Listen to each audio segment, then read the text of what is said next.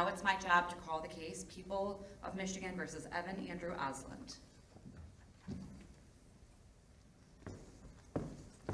Good morning. You may reserve time for rebuttal, but we ask that you keep track of that. Thank you. And you may begin when you're ready. Yes, I would like to reserve 3 minutes for rebuttal, and I'm not going to ask that the court refrain from questions at the beginning of my statement and argument. So I want to start by saying this looks like a case about shoes. I am Christina Dunn for Evan Oslund, and I am also from the Livingston County Public Defender's Office. This is a case that looks like it's about shoes, but I really believe it's about something much more important. It's about judicial and legislative gatekeeping, and about how the trial courts, and in this case the district court and circuit court in Livingston County, are asked to evaluate evidence. They have a need for guidance because what happened in this case shows that there's more than a loophole, which is what Judge Hood said in his dissenting opinion, given this automatic waiver statute. It's really a loose thread, and if we follow that thread, we see that there are lots of issues within the statute that have come to a head because of this case. Why are we charging these children as adults anyway? Why did the prosecutor choose to use an automatic waiver method to bring these defendants and my client into the adult court? There are other options. They could have used a designation statute trial. They could have used a traditional waiver statute proceeding. And those two proceedings provide safeguards that are not provided in an automatic waiver setting.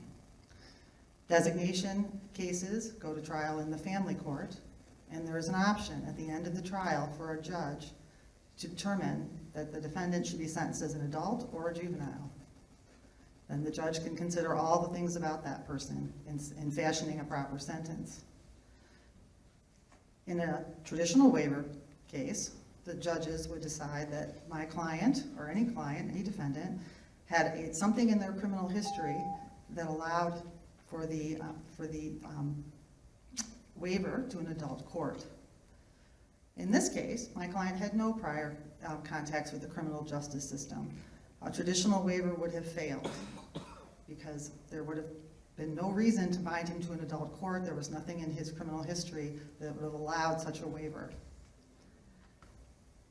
Traditional waiver also provides a special protection for defendants, juvenile defendants, in that let's switch gears over to the questions that we asked, and absolutely whether shoes can constitute dangerous weapons. So shoes, I think that a common sense analysis would tell us that shoes could be a dangerous weapon. I'm going to concede that. In the right context, I think that a shoe, depending on the type of shoe and how it is used, could easily be a weapon, a dangerous weapon. It could cause I think you just cut out a lot of questions that we might have to list off all the different types of shoes, right? Right. I could go through a long list. Right. We have steel-toed boots. We have stiletto heels.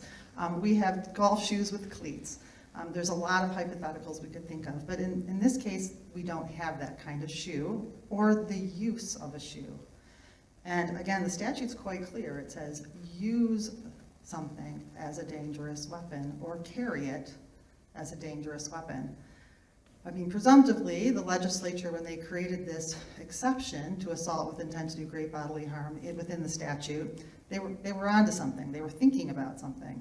I don't think they assumed that assailants would be barefoot, right? I think that they assumed that everyone would be dressed, wearing shoes.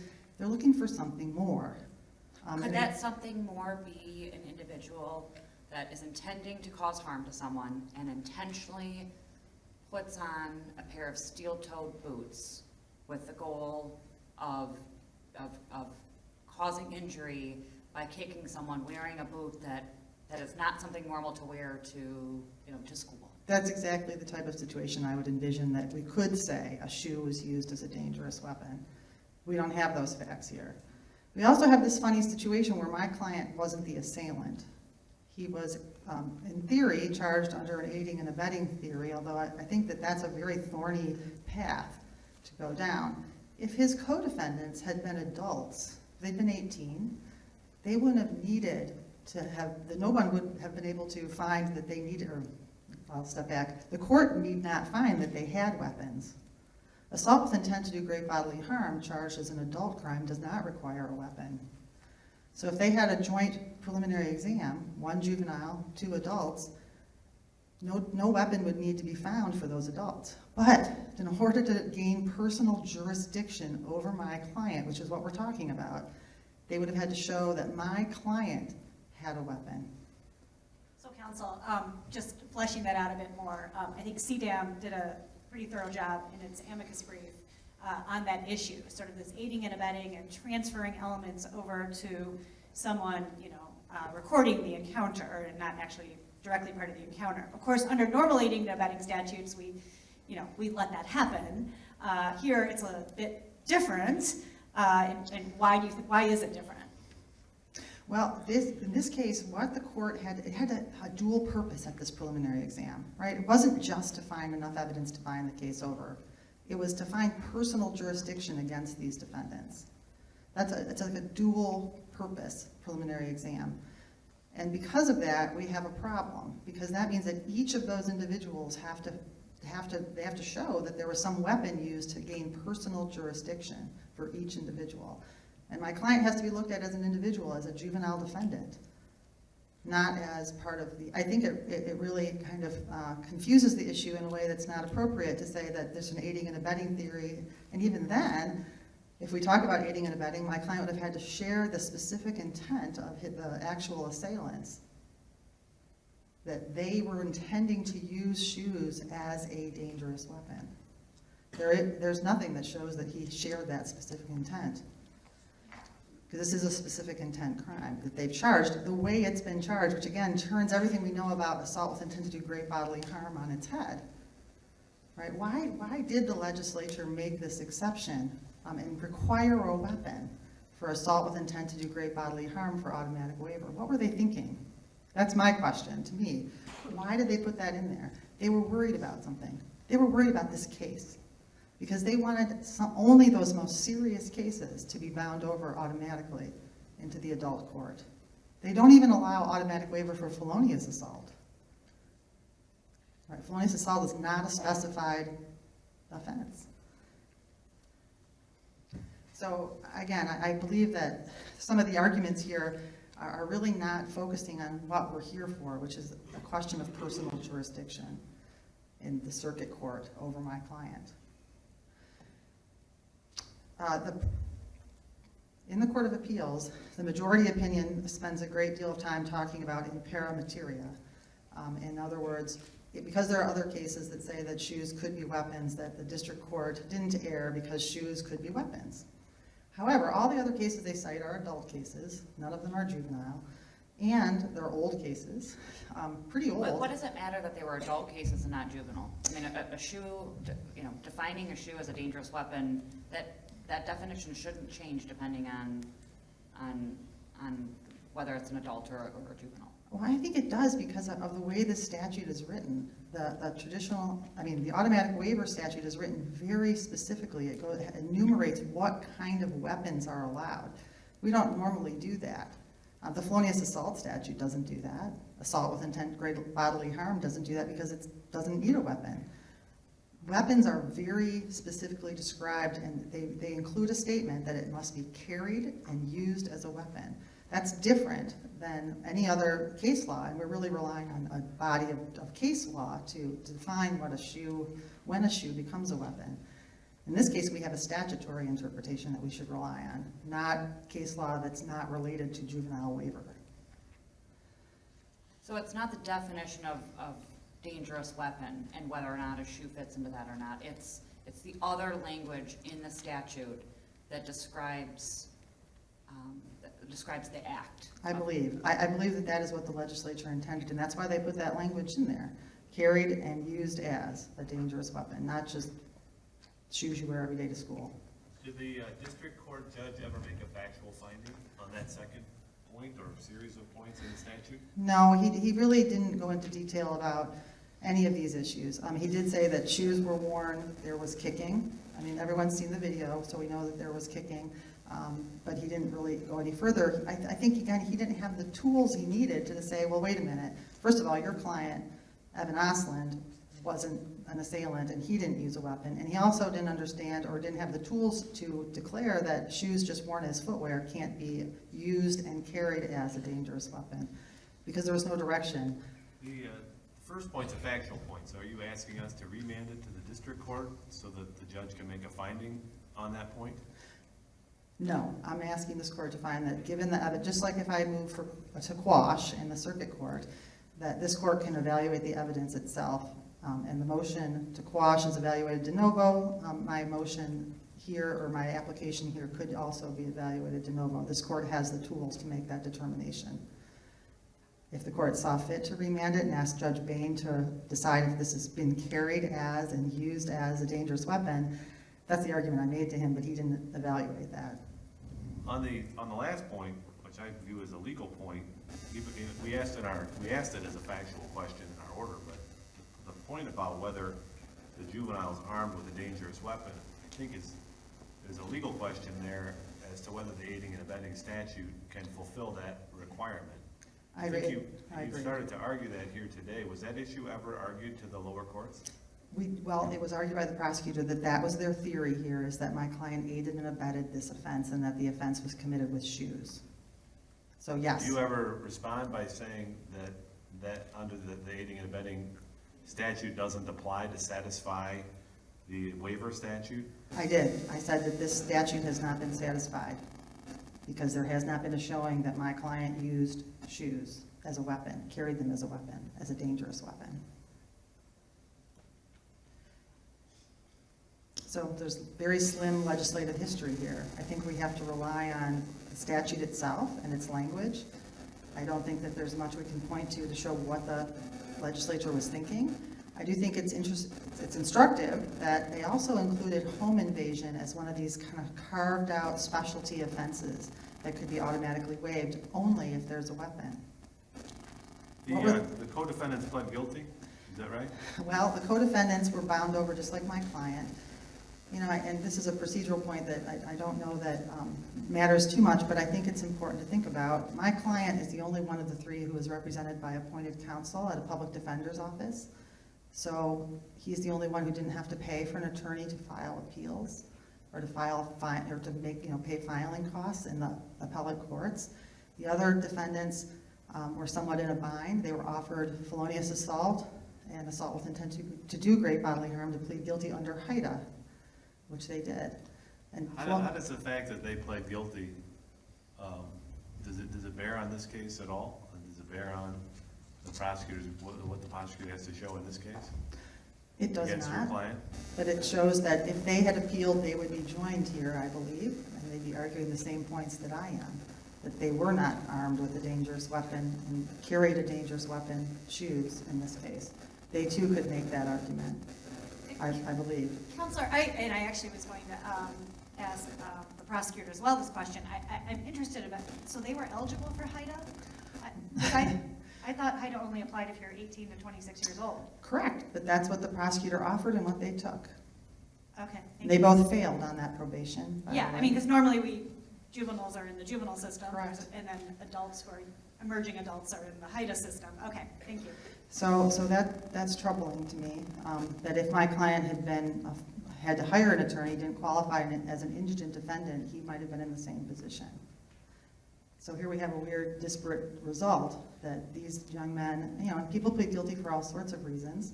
Felonious assault isn't even one of the enumerated specified offenses, but I'm not sure that's really a lesser included offense. There's been a lot of discussion about pleas that are not based on the facts of the case. I would say this is one of those situations. The plea was not necessarily based on the facts of the case, but it was expedient for those defendants. But if they, in their plea hearing, if they under oath said that they possessed and used a dangerous weapon, would that have a bearing on your client's case? No. Why not? Not in this case, because my client there was no personal jurisdiction in the circuit court over my client because he did not possess or use or carry a dangerous weapon. Did they so testify? Are you aware? I was not at their plea hearing and I have not reviewed the plea transcript. I don't even know, I have no idea what was said on that record. I do not. I just know what the court docket says about their case. Your position is consistent with CDAM that when the statute refers to the juvenile, it means your client. Correct. If we accept that interpretation of the statute, would there ever be any instance where there could be an aiding and abetting under these circumstances? I don't see why not. I mean, I think we can, But if you're actually holding the dangerous weapon, how are you aiding and abetting? well, I would say it'd have to be something more. It'd have to actually be an aiding and abetting kind of fact pattern where there was encouragement. My client brought the shoes to be worn. My client suggested shoes be worn. Something of that nature, which clearly didn't happen in this case. But I don't know how well, I mean, again, aiding and abetting we often see with felonious assault, someone provided a gun. But we don't have those facts in this case.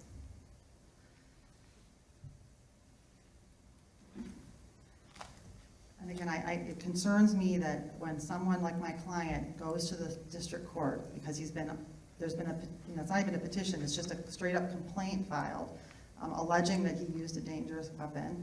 He's in the district court, he's bound over for trial, he doesn't even have a right to appeal, right? Look at all the convoluted ways we finally got to today. I had to move to quash, move to dismiss, I had to appeal to the Court of Appeals, appeal to this court, go back to the Court of Appeals, come back to this court. He didn't have an automatic right to appeal. Just like if you were traditionally waived, you would have an automatic right to appeal that decision. He didn't even have that. Why are we not protecting those children who are charged with the most serious crimes, like we do defendants who are children who are charged with less serious felonies, who go through a traditional waiver procedure? Why? I think that is the fatal flaw in the statute. If my client had gone to trial, had chosen to in this case, the prosecutor would not have had to prove that he used a weapon, right? It's assault with intent to do great bodily harm does not require that. But, and so again, it just creates this weird conundrum. What do we do with children in this position? They're charged as adults with using a dangerous weapon, but they don't actually have to prove that at the trial court. He shouldn't be in the adult court. He shouldn't be in the circuit court. This case was improperly bound over. The motion to quash was improperly denied. You know, I practice in the trial court every day. Judges bind things over on a probable cause standard. That is much less than what's required at trial. I can foresee, and I'm sure it's happened, people bound over as adults on first-degree murder who are only convicted of involuntary manslaughter, which is not a specified offense. How can that be right? I'm going to reserve the rest of my time for rebuttal. Thank you.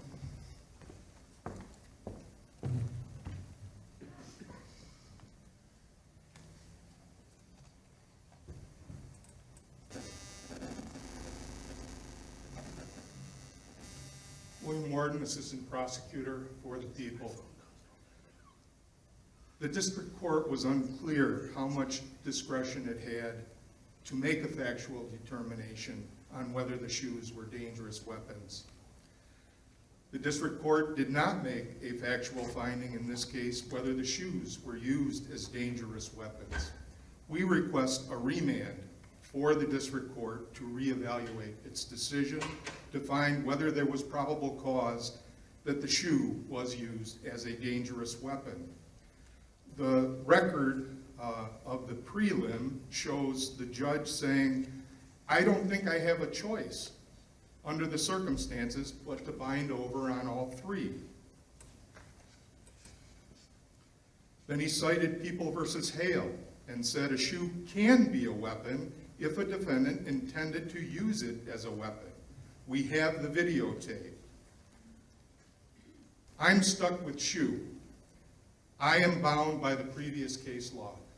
There's no factual finding there that these co-defendants used their shoes as dangerous weapons. And I would also submit that this issue has evolved on appeal from the prelim to the motion to quash to the Court of Appeals and now.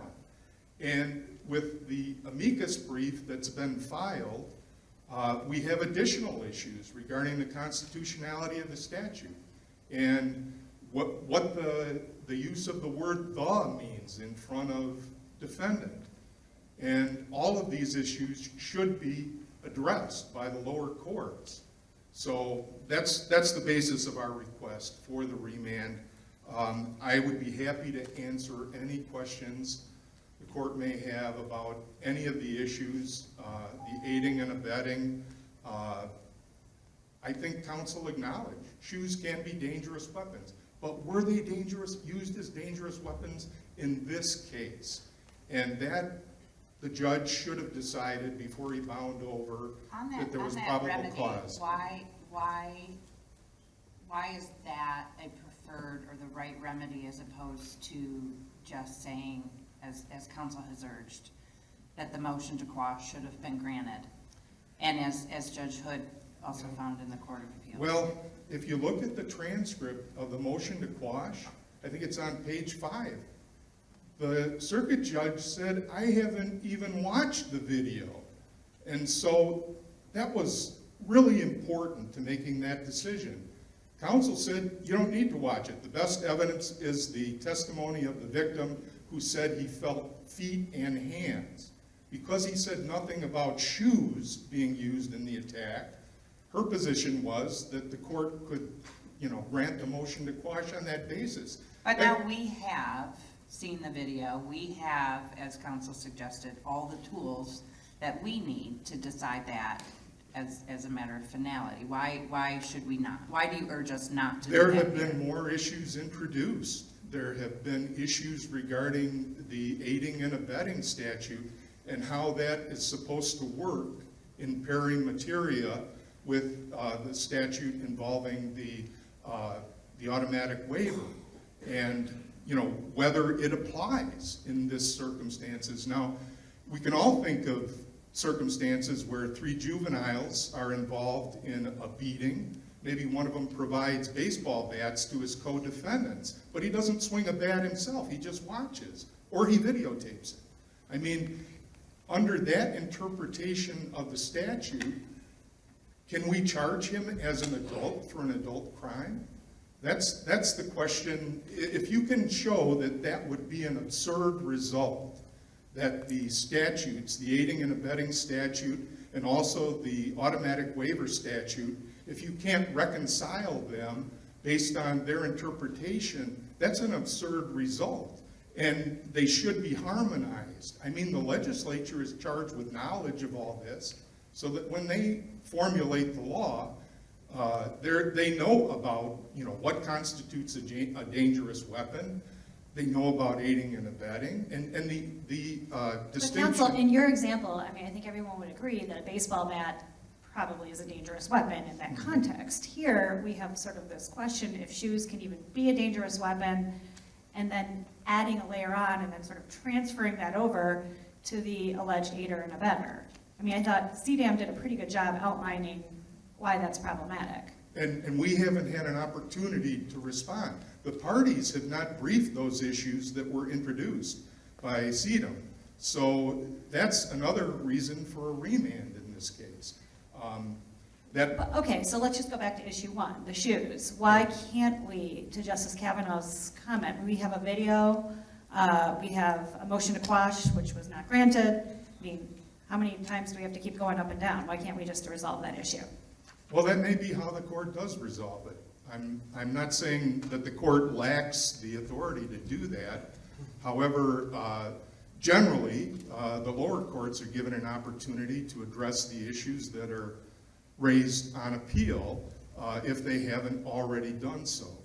And where the circuit judge never even viewed the video and yet denied the motion to quash at the urging of counsel because it wasn't necessary, that really doesn't give the prosecution, the state. But, let's assume we remand. So it sounds like the remand, I presume your position will be you are still arguing the shoes are a dangerous weapon. Is that, I have to assume that's what you'd be arguing, otherwise what are we remanding? When it goes back to district court, the district court judge would have to make that finding that the shoes, as used in this case, were dangerous weapons. And if you watch that video and you slow it down to like 1/4 speed, you're going to see exactly what kind of footwear was used to kick the victim in the head, and you're also going to see what the other co-defendant did with a kick to the So is upper- any kick with a shoe on, is a shoe a dangerous weapon?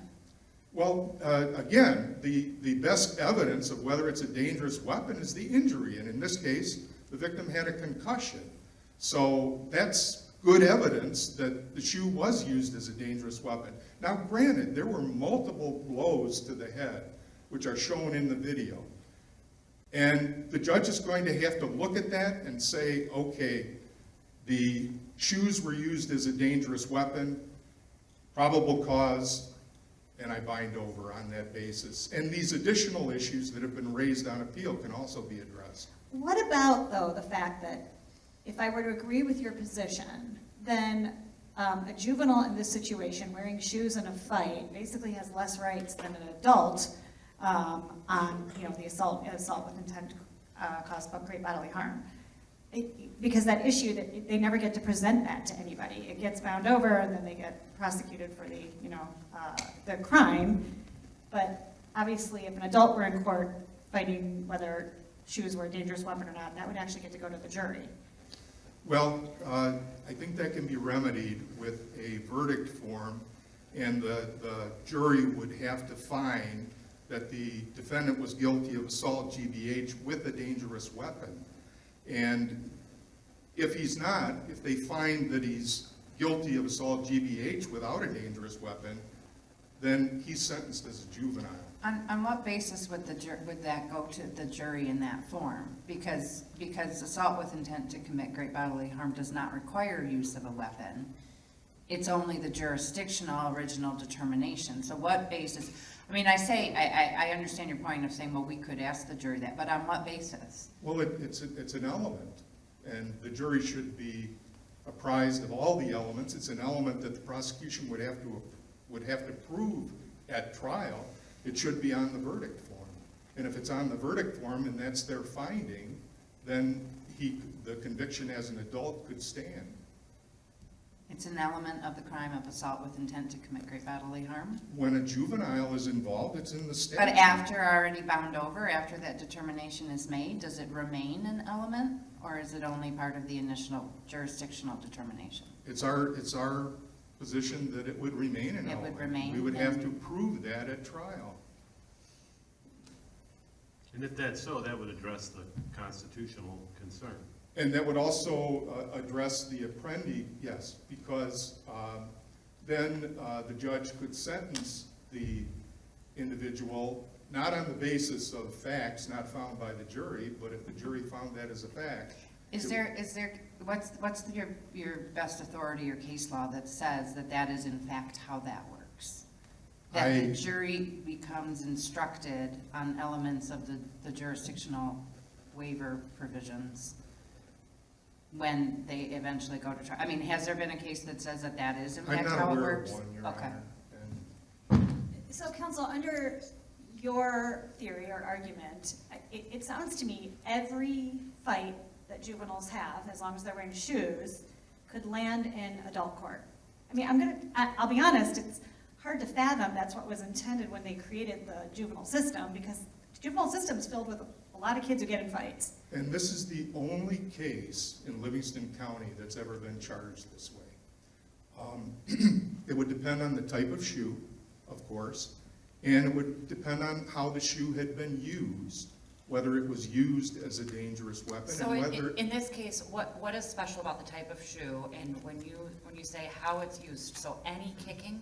So two parts, what shoe gets us there, and then does it have to be any type of kicking? No, a light tap on the shins isn't going to qualify, but a case where there's a blow to the head delivered with a shod foot that may have created a concussion would be such a case. Okay. And then what type of shoe, in this case, is what is getting us to this point? Well, I go back to what I've already said. The best evidence is the injury that's created. But And, that's not what you just said. What you just said was the type of shoe that was used in this case. well, if I'll let the record speak for itself, Your Honor, but what I meant to say was that if there is an injury of such a serious nature, and it's caused by footwear that can be described as a dangerous weapon, and it's used as a dangerous weapon, and, you know, it's a specific intent crime, so it couldn't be something incidental. I agree with counsel for the defendant that if you are going to single out an individual for this type of assault, you might think about the type of footwear you're going to be wearing if you intend to kick him. But all of those. So is there an acceptable type of footwear that would not qualify as a dangerous weapon? There could be, yes. Help me think of an example. Well, Judge Hood in his dissent said, I think there was a subheading that said, flip-flop is not a dangerous weapon. But there are different kinds of footwear that aren't flip-flops.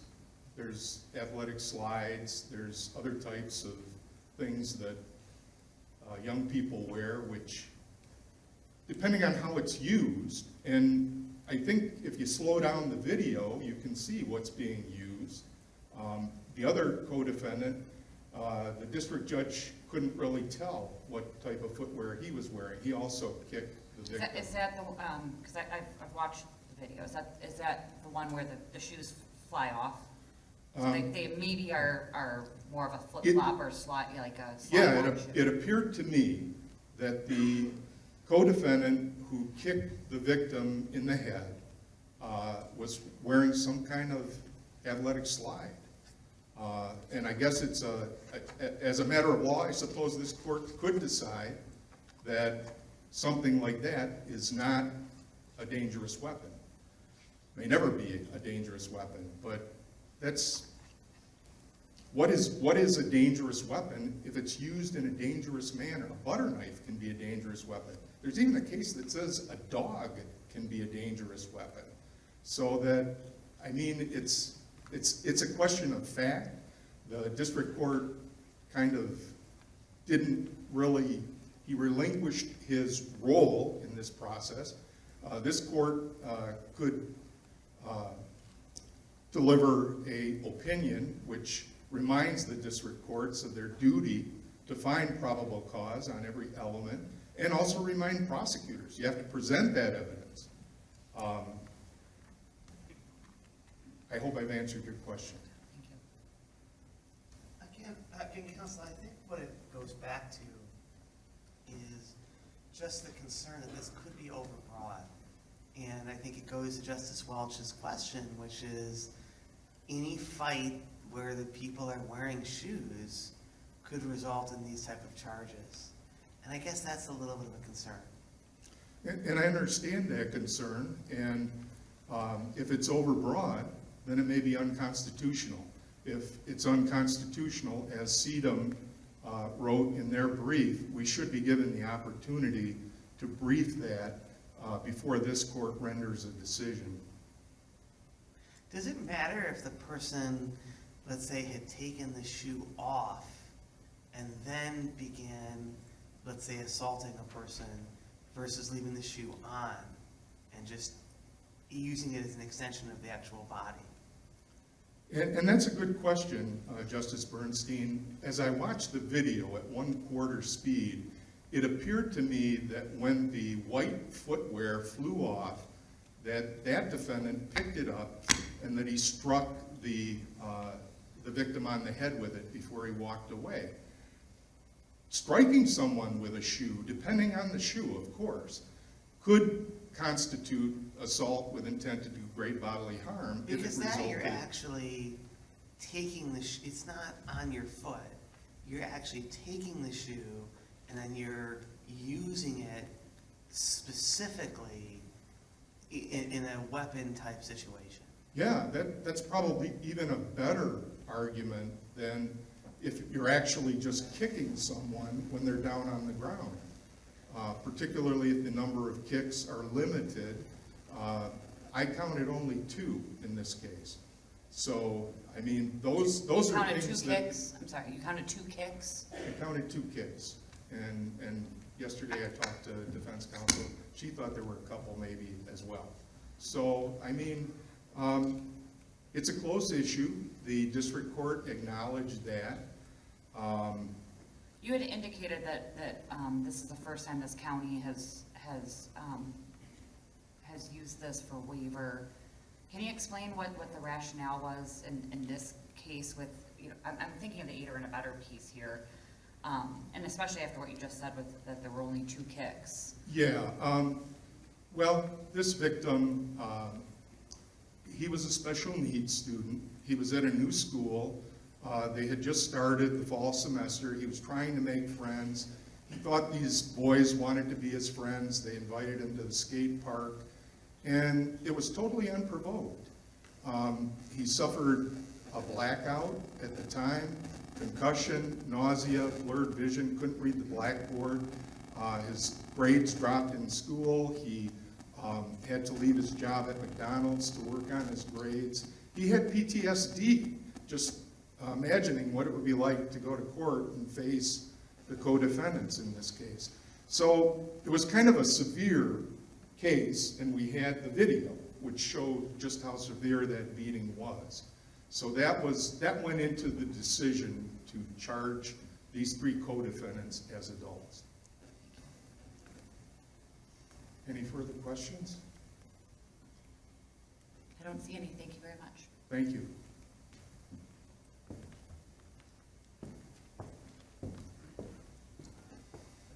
So again, I just heard the prosecutor say that the district court relinquished his role here.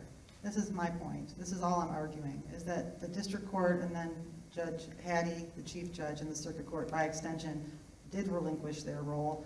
They did not appreciate that this was a dual-purpose preliminary exam, that my client was differently situated than the 2 assailants, and that the district court was required to find personal jurisdiction and to bind the case over as an adult felony. But And that- counsel, this was a particularly cruel crime, wasn't it? Well, I don't want to diminish what happened, and I know the courts watched the video, but I will tell you that my client is a special needs student also. He also was the beginning of school. He was also asked to take a video by people he barely knew, and he did that. There's no excuse for that. He sent it out to other people. No excuse for that. But to say that the victim blacked out, that's not exactly right. He said he saw some darkness. He actually got on the bus and went home, didn't do anything, told his mother what happened. She said you should report it. The next day they went to the emergency room or urgent care, I forget which, and they said he had a mild concussion. Again, he had been suffering from disabilities before this occurred and had had a lot of struggles in school and at work and with his peers. I'm sure this exacerbated that. But to say that this was a particularly egregious situation, that's not what the record supports. The people essentially say the district judge didn't understand its role. We should vacate and remand to the district court, tell them they have discretion, and do over. What's your position on that? I think the prosecutor at the time in the trial court, Ms. Akins, and I told the district court exactly what we thought the law was, and he did have the ability. He just relinquished his role. He did not want to be the one to say, I'm Was that shutting in this support down. of the prosecutor's position or in opposition to it? That you told him and the judge still didn't understand that there was discretion here. Should we send it back and tell the judge, there is discretion, I'll make a ruling exercising that Well, discretion? when I say relinquish his role, I don't mean that Judge Bain didn't realize he had discretion. He does preliminary exams all the time. He understood that. But I stand by my original position that the remand is not necessary, that all the evidence is before this court, was before the district court, was before Judge Hattie, and we already know what should have happened. Thank you. Thank you. Thank you. Thank you both. The case will be submitted, and the court is adjourned.